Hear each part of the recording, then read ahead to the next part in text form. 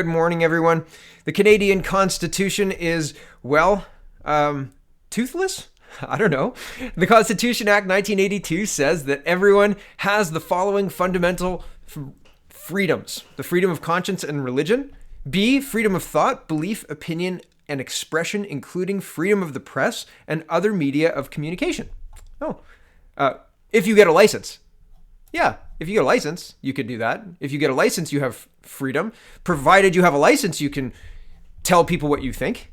Isn't that interesting? Here's Brian Lilly, and he says, the latest idea from Trudeau would go against the charter, which guarantees freedom of thought, belief. So, right. And here's Evan Solomon, interviewing the heritage minister. And, well, here it is.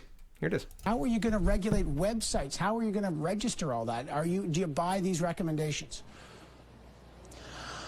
Well, one of the recommendations, so you're talking about a couple of different things here, but as far as the licensing is concerned, is if you're a distributor of content in Canada, and obviously, you know, if you're a very small media organization, the requirement probably wouldn't be the same as if you're Facebook or Google, so there would have to be some proportionality embedded into this, but we would ask that they have a license. Yes.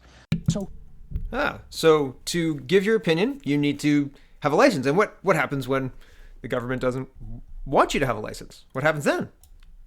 I mean, I guess they would take it away. Remember last year when Rebel and TNC, True North News, Candace Malcolm's outfit, had to take the government to court in order to cover the debate?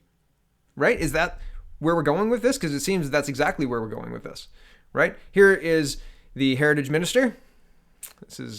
He was Greenpeace. You can see on his jumpsuit there. And he was arrested for climbing the CN Tower to protest Canada's inaction for Kyoto, 2001, I believe. Maxime Bernier weighs in on this. He says, after the $600 million media bailout carrot, now comes the stick. First, you'll need a government license. Then you must follow government norms and regulations for content, or else you'll lose the license. Leftist tolerance and diversity in action. And I don't know if I count as news. I think I'm more punditry than news. I talk about the news, but I don't think I'm news. So I don't know if this applies to me, but there's a lot of that out there. Tom Quiggin has a podcast that he talks about stuff. I don't know that he's news or he considers himself to be news. There's other people out there who talk about stuff, Frank Vaughn and Derek Rance, and there are other people too, AJ Elix, et cetera, et cetera, et cetera. And I mean, all the way up to CTV Question Period and Evan Solomon and other people who interview other interesting people like Jordan Peterson or whatever, right? Patrick Moore. All of these things could be classified as news if you wanted to shut them down. And all you need is, well, this guy doesn't have a license. This guy doesn't want to play ball, right? Easy to vilify when well, you just change the rules and ignore charter rights, right? I don't know if they're going to push forward with this. A lot of people seem to think this is going to be, we no, that was the crazy Greenpeace guy. No, it's not going to happen. But I think they're underestimating this government. This government tried this without having this license infrastructure in place, and the Supreme Court slapped them down. I think they're going to try and get the infrastructure in place to be able to shut down and mold news to exactly what they want.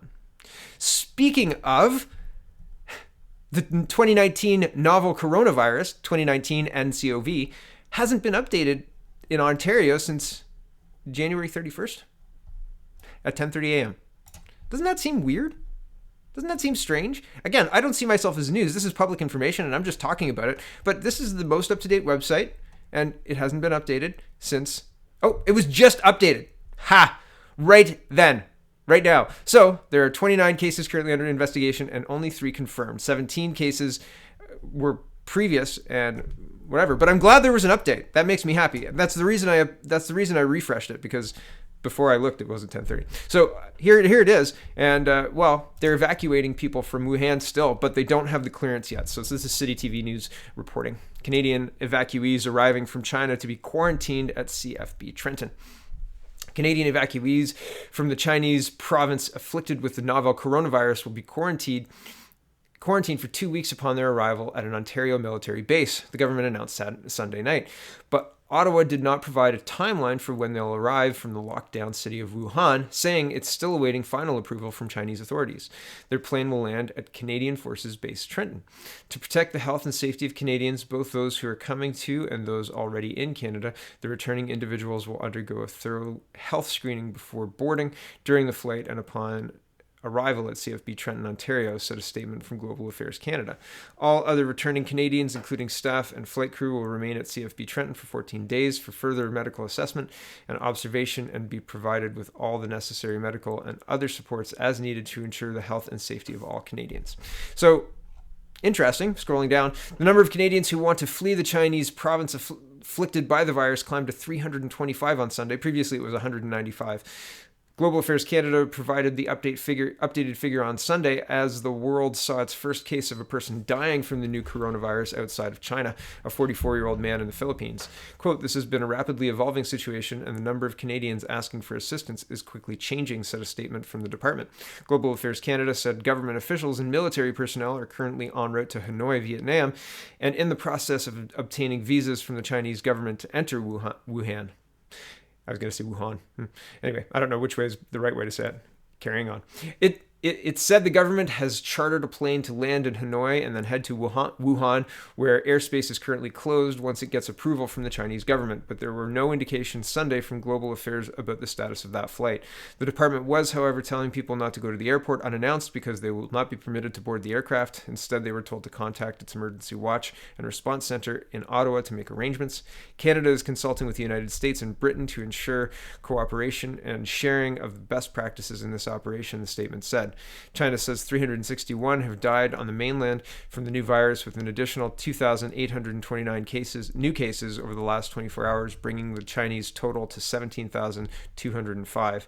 The latest figures released on Monday in China come a day after the first death from the illness was recorded outside the country in the Philippines, as countries around the world evacuated hundreds of their citizens from the infected zones. Canada has 4 known cases, 3 in Ontario and 1 in British Columbia. And I just showed you the updated Ontario numbers, so there they are. Link is in the description if you want to check it out. And the last little bit of news, I said on Twitter that nobody's talking about that black box in Iran anymore. Hey, isn't that interesting? And well, they are. So CP24 is reporting Iran knew immediately it shot down Ukraine International Airlines flight PS752, leaked recordings show. And here's the report. Here we go. A leaked recording of an exchange between an Iranian air traffic controller and an Iranian pilot purports to show that authorities immediately knew a missile had downed a Ukrainian jetliner after takeoff from Tehran, killing all 176 people aboard, despite days of denials by the Islamic Republic. Ukraine's President Volodymyr Zelensky, excuse me if I've got his first name wrong, acknowledged that the recording's authenticity in a report aired by a Ukrainian television channel on Sunday night. In Tehran on Monday, the head of the Iranian investigation team, Hassan Razifair, excuse me if I've got that wrong, acknowledged that the recording was legitimate and said that it was handed over to Ukrainian officials. After the January 8th disaster, Iran's civilian government maintained for days that it didn't know the country's paramilitary revolutionary guard, answerable only to Supreme Leader Ayatollah al-Khamenei, had shot down the aircraft. The downing of the jetliner came just hours after the guard launched a ballistic missile attack on Iraqi bases housing U.S. forces in retaliation for an earlier American drone strike that killed the Guard's top general, Qasem Soleimani, in Baghdad. A transcript of the recording, published by Ukrainian 1+1 TV channel, contains a conversation in Farsi between an aircraft controller and a pilot reportedly flying a Fokker 100 jet for Iran's Aseman Airlines from Iran's southern city of Shiraz to Tehran. And there's the interaction here. I'm not going to read it right now, but the link is in the description.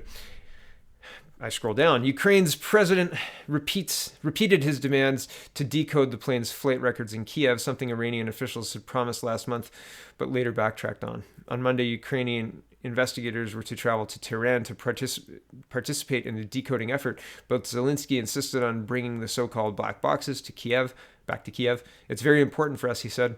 Iranian authorities, however, condemned the publication of the recordings as unprofessional, saying it was part of a confidential report. This action by the Ukrainians makes us not want to give them any more evidence, said Razifair, the head of the Iranian investigation, according to a report by the semi-official Mer news agency. So maybe they have a license. Hey, I don't know. Semi-official. Anyway, it's interesting stuff happening, right? So pay attention. There's lots going on. All of these stories are very much in play. And I mean, between the domestic stuff of the needing a license to talk about the news and the domestic and foreign death, like the domestic coronavirus and foreign deaths outside of China, very interesting. And of course, what's going to happen with Iran? State of the Union tomorrow, and wow, don't forget to buy your license, comrade. I don't think I'm going to buy a license. I don't think I'm news. I'll have to be informed if I'm news. Somebody will have to let me know. You are news. I don't think I'm news. Thanks for watching, everybody. Check out CanadaPoly.com, which is not news. It's just my blog. And CanadaReport.co, which is, well, that's a news aggregator, I guess. Would that need a license? A news aggregator? Ugh, what a mess. What an absolute mess. What, like, the total wrong person to put in charge of Heritage, right? Look at this guy. I mean, what are you going to do? Right? Well, I'm not buying a license. That's what I'm not going to do. Have a wonderful day.